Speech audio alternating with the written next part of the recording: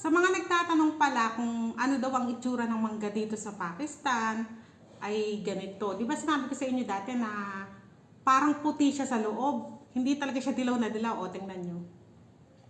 Di ba parang siyang puti? May pagkadilaw pero mas ano yung puti talaga siya.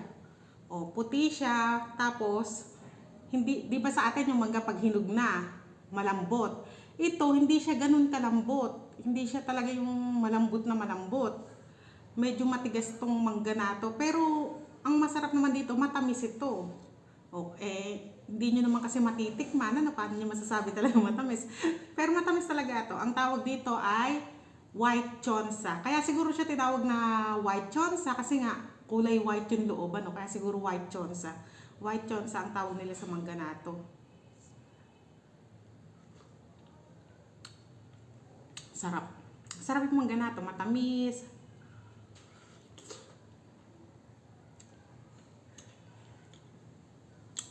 Tapos, ala siyang amoy gamot. Di ba sa atin yung kahawig nito, parang apple mango, di ba? Pero hindi siya, di ba yung apple mango sa atin, ay, amoy parang gamot. Gani apple mango yan, oh. Ito, wala namang amoy.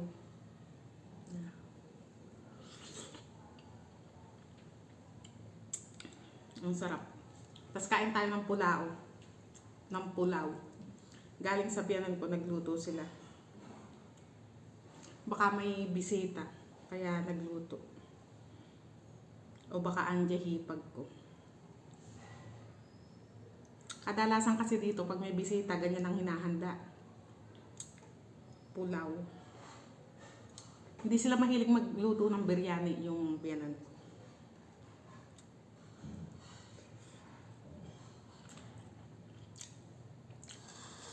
Tapos, ang nagpalungkot sa akin, nagluto ako ng inabraw nung umaga. And dumating sila Usman ng tanghali, sila Mariam.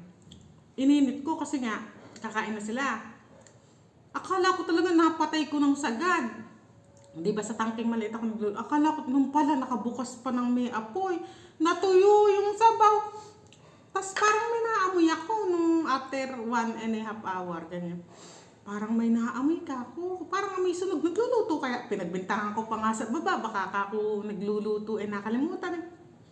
Tapos dinouble check ko yung gasol ko. Ay, nakasindi na. Sunog. Oh. Naubusan ng sabaw pero hindi naman to sunog kasi yung isda ko nakaibabaw sa gulay. Nung niluto ko, bago ko patayin, iniibabaw ko lang yung isda. Kaya ayan, pakinabangan ko pa tong isda. Sarap-sarap pa naman kako ng inabraw ko sayang, akala ko pa naman mga 2 araw o 3 araw ko yan iinit-init Nasira yung pangarap ko.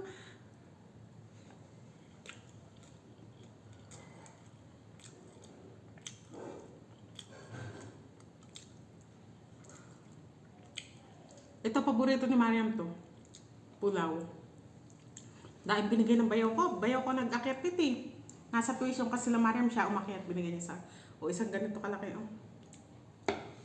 Hanggang bukas namin to kakainin mga bata. Ire-rep ko muna.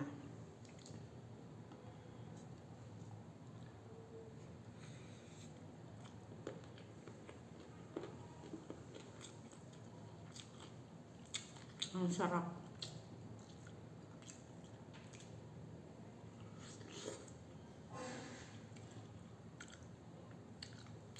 Ay matigas siya pero masarap. Hindi naman matigas na matigas. Medyo malambot pero hindi tulad ng mangga natin na talagang pag hinog, malambot na malambot, diba?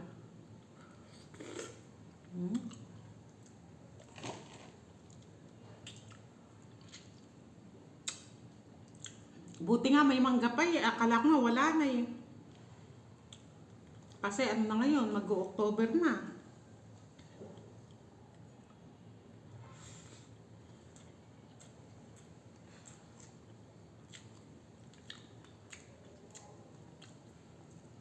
Punta nga ako sa baba, tignan ko kung may bisita sila.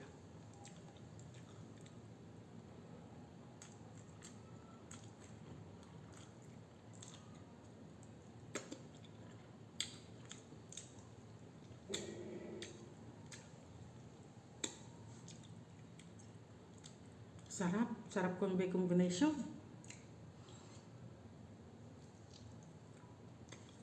Leeg.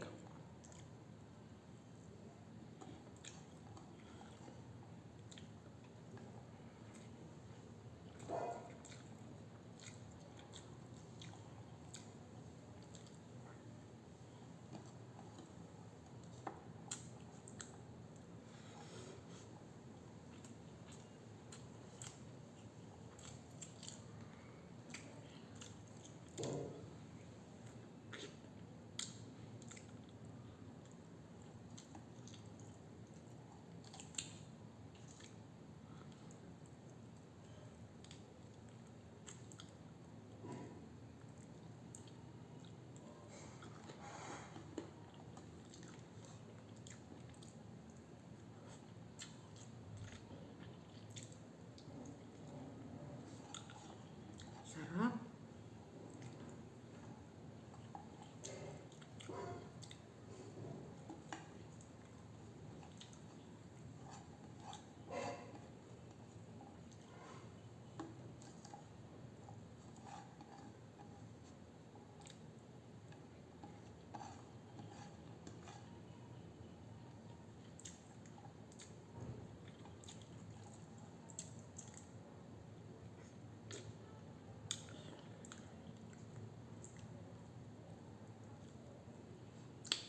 Tama na kanin ko na to dahil marami ko nakain kanina nung inabraw.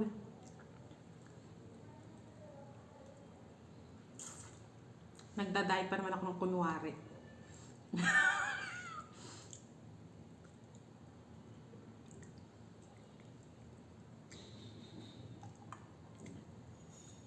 Kayo din ba ganun? Diet kunwari.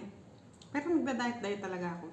Tignan nyo, kahit pa paano may liig na ako. Ano, dati, ala talaga akong liig. Ano, ngayon, kahit pa paano may liig na ako.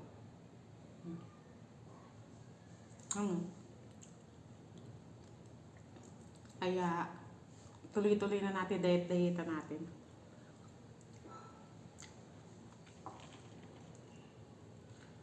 Baka sakaling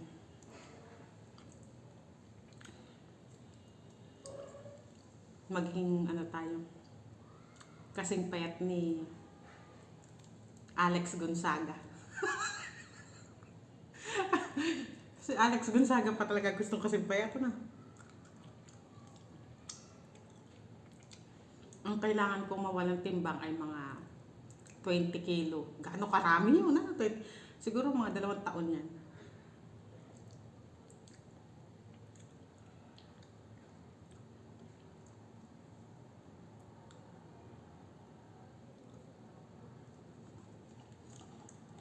Pero kakayanin ko yan. Inshallah. Lalo na pag magawa yung treadmill. Si Roxy.